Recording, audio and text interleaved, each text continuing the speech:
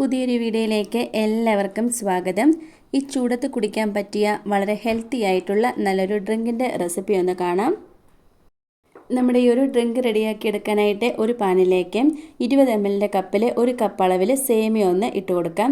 എന്നിട്ട് ഇത് നന്നായിട്ടൊന്ന് റോസ്റ്റ് ചെയ്തെടുക്കാം. ഇതിൻ്റെ കളർ മാറിപ്പോവരുത്, ജസ്റ്റ് ഒന്ന് റോസ്റ്റ് ചെയ്താൽ മാത്രം മതി.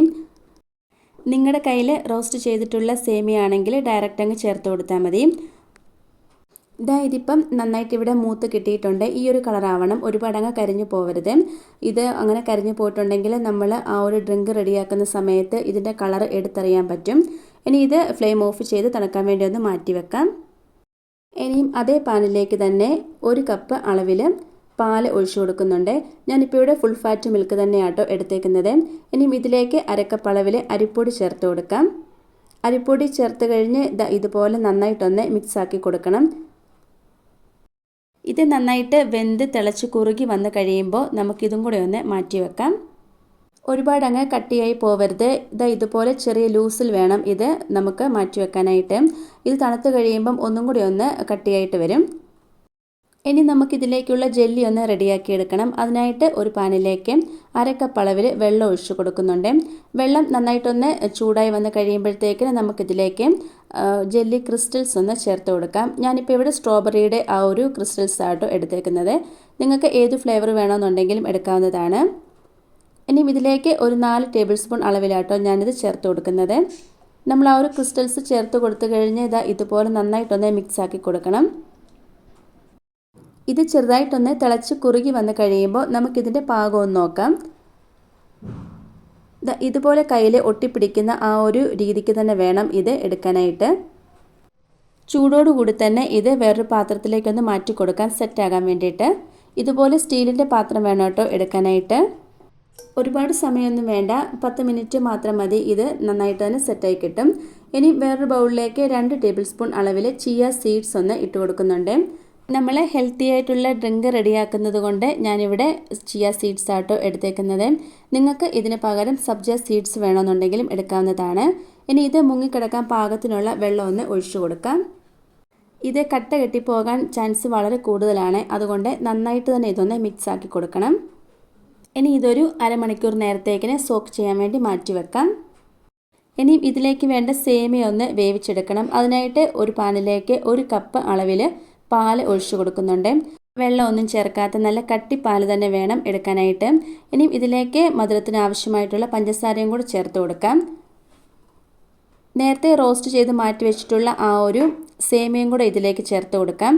സേമിയ ചേർത്ത് കൊടുത്തു കഴിഞ്ഞ് നന്നായിട്ട് തന്നെ ഇതൊന്ന് മിക്സ് ആക്കി കൊടുക്കണം. സേമിയ വെന്ത് പകുതിയായപ്പം ഞാൻ ഇതിലേക്ക് കുറച്ച് പാലും കൂടെ ഒഴിച്ചു കൊടുത്തിട്ടുണ്ടായിരുന്നു. അതിൻ്റെ ക്ലിപ്പ് എടുക്കാൻ വിട്ടുപോയി കേട്ടോ. ഇനിയൊരു മിക്സിയുടെ ജാറിലേക്ക് നമ്മൾ നേരത്തെ റെഡിയാക്കി മാറ്റി വെച്ചിട്ടുള്ള ആ ഒരു അരിപ്പൊടിയുടെ മിക്സും കൂടെ ഒന്ന് ചേർത്ത് കൊടുക്കാം. ഇനി ഇതിലേക്ക് അരക്കപ്പ് അളവിൽ കണ്ടൻസ്ഡ് മിൽക്കും കൂടി ഒന്ന് ചേർത്ത് കൊടുക്കുന്നുണ്ട്. ഇതിന് പകരം നിങ്ങളുടെ കയ്യിൽ പാൽപ്പൊടി ഉണ്ടെങ്കിൽ അത് അരക്കപ്പ് അളവിൽ ചേർത്ത് കൊടുത്താലും മതി.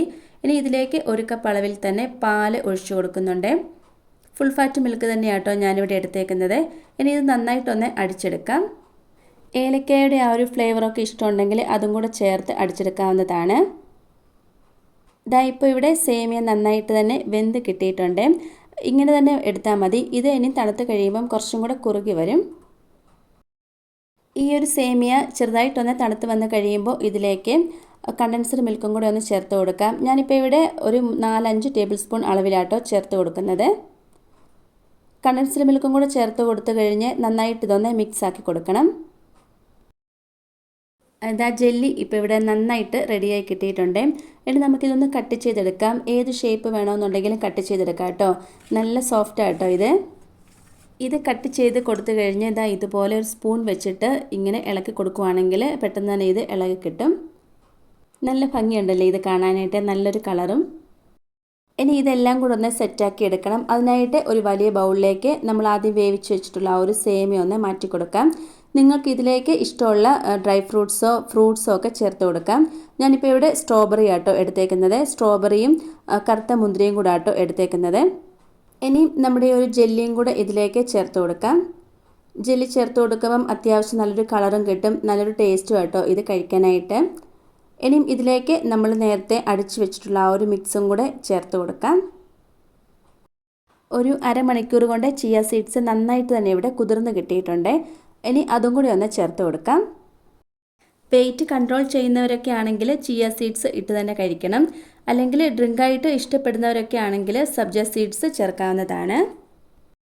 ഞാനിപ്പോൾ ഇത് മോർണിംഗ് ബ്രേക്ക്ഫാസ്റ്റ് ആയിട്ടാട്ടോ ഇത് എടുത്തേക്കുന്നത്. ഇത് നന്നായിട്ട് തന്നെ ഒന്ന് മിക്സാക്കി കൊടുക്കണം കേട്ടോ. ഒന്നുകിൽ ഇതുപോലെ കഴിക്കാം, ഇല്ലെങ്കിൽ ഫ്രിഡ്ജിൽ വെച്ച് നന്നായിട്ട് തണുപ്പിച്ച് വേണമെങ്കിലും കഴിക്കാവുന്നതാണ്. വെയിറ്റ് കൺട്രോൾ ചെയ്യാൻ ആഗ്രഹിക്കുന്നവർക്കൊക്കെ നല്ല കിടിലൻ ഒരു റെസിപ്പി ആട്ടോ ഇത്. പ്രത്യേകിച്ച് നമ്മളിതിലേക്ക് ചിയ സീഡ്സ് ചേർത്ത് കൊടുത്തേക്കുന്നത് കൊണ്ട് തന്നെ ഇത് കഴിച്ച് ഒരു 10 ദിവസത്തിനുള്ളിൽ നല്ല റിസൾട്ട് തന്നെ കിട്ടും.